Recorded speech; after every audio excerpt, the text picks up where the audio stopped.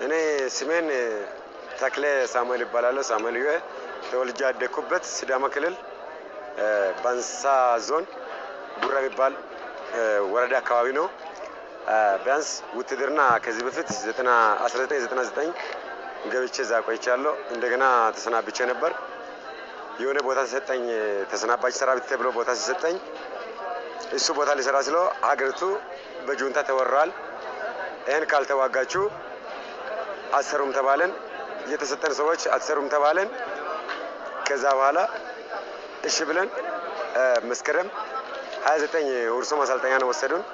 እዛ ሲሄድ ሻምበል መሪ ተብዬ 82ኛ ክፍለ ጦር 2ኛ ሬጅመንት 3ኛ ሻምበል አዛዥ ተብዬ መጥቼ ሀይቅ አላፍ ብለን ኮትቻ የሚባል ቦታ ሰፈረን ጦሩ ጋራ። እዛ ላይ ከቆየን በኋላ ቦታ እንደገና ቀይሮን ማርሳ ወረዳ ቀበሌ 31 ቢባል ቦታ ነው የሄድነው። ከሄደን በኋላ ጥቅምት 1 ውጊያ ነው ማጥቃት የተከፈተብን። ማጥቃት ሲከፈትብን ልንዋጋ ፍላጎት አልነበረንም። ለመዋጋት ፍላጎት አልነበረንም። ፍላጎታችን ምን ነበረ? በዛች ታይም ላይ ሰዎች ወደ እናታቸው ቤት ህፃን ልጆች ይሄዳሉ። ከርቶ ወደ እናታቸው ሊሄዱ ሲሉ ለምንድን ነው የምትሄዱ ተብለው ልጆቹ እጃቸው ወደ ኋላ ተደርገው ወደ 6 ልጆች ሞታሉ። ሲሞቱ በቃ አማራ ምንሻና ልዩ ኃይል ህዝቡም ነበርና ቅበሩት ስንላቸው ኮርኔል ላይ ነው የሚባል አለ። ማንም ያቀብረውም አሞራ ነው የሚባለው አለ። ወደ ወሎ ደሴ አካባቢ ሰው ነው አይቀበርም ተባለ። ከዛ እነሱ ደግሞ ምንድነው አሉን?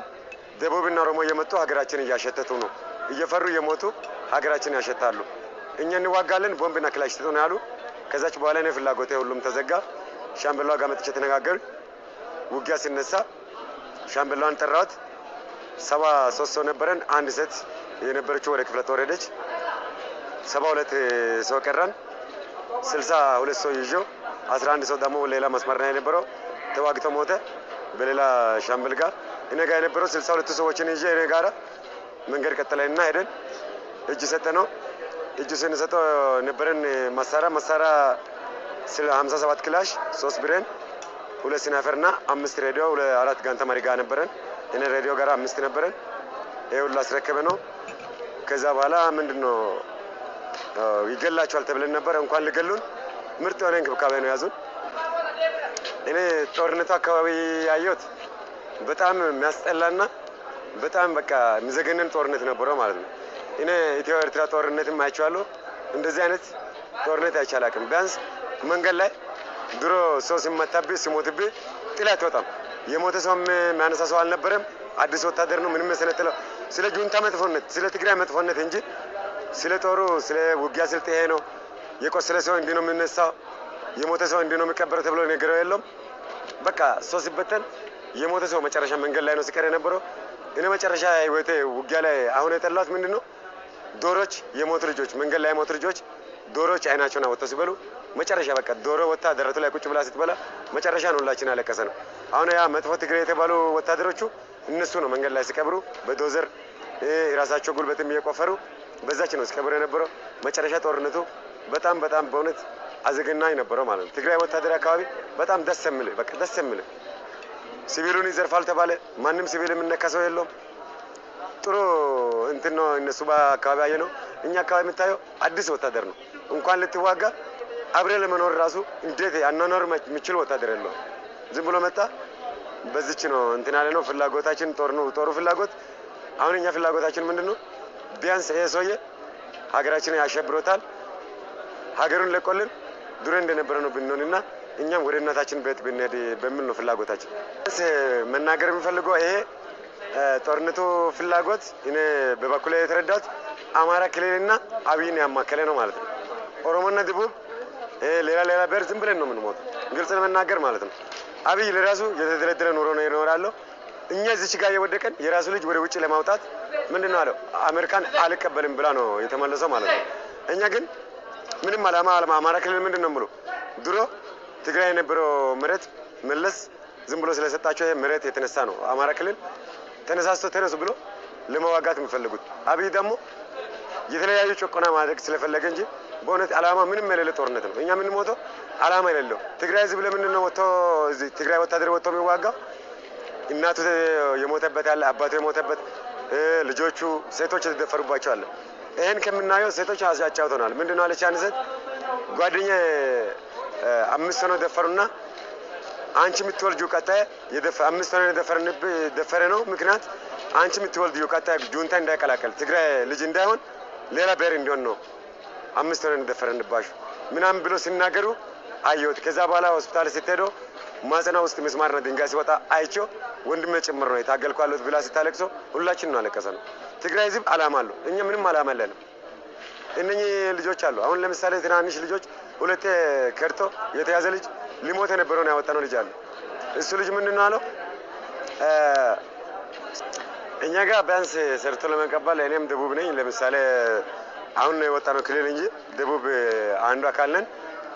ሰርቶ ለመኖር ለሌቱ የሚበላ ነገር አላስቸገረንም። ምንድነው የሚባለው እዛ ላይ ያለው ክልሉ አስተዳደር አዲስ የተመረጠው ክልሉ አስተዳደርና አብይ እጅና ጓንት ናቸው። አማራ ህዝብ ጋር ነው ጋሜዶ ብዙ ነገር ነው እርዳታ እያደረገ ያለው። በዛች ጦር ተነሳስቷል። እኔ ማለት የምፈልገው የጦር ጭራሽ ምን ይባላል መሰለህ እዛ ሀገራችን ጁንታ ወረረ 10,000 ብር ደሞዝ ትበላለህ፣ እህል ትሆናለህ፣ ትምህርትን ትማራለህ፣ ቁጭ ብለህ ትበላለህ ተብሎ ሲባል ምንም የማያውቅ ህዝብ ነው ይወጣል ለውጊያ ማለት ነው እንጂ ሚሰራ ሚበላ አስቸግሮት አይደለም ወጥቶ እየሞተ ያለው። አብዛኛው ላይ የምታየው ኦሮሞና ደቡብ ናቸው። አብዛኛው እየሞተ ያለው ማንም አይደለም። ሜዳ ላይ የምታገኘው ኪሳቸው ላይ መታወቂያ እኔ እናንተ ወታደሮች ጋር ወደ 15 ቀን ቆይቻለሁ። ምን 18 ቀን ቆይቻለሁ። ከዛሬ ጋር ወደ 20 ቀን ሊሆን ነው። ቢያንስ ኪሳቸው ላይ መውጣት መታወቂያ ደቡብና ኦሮሚያ ብቻ ነው። ሌላ መውጣት አታገኘው።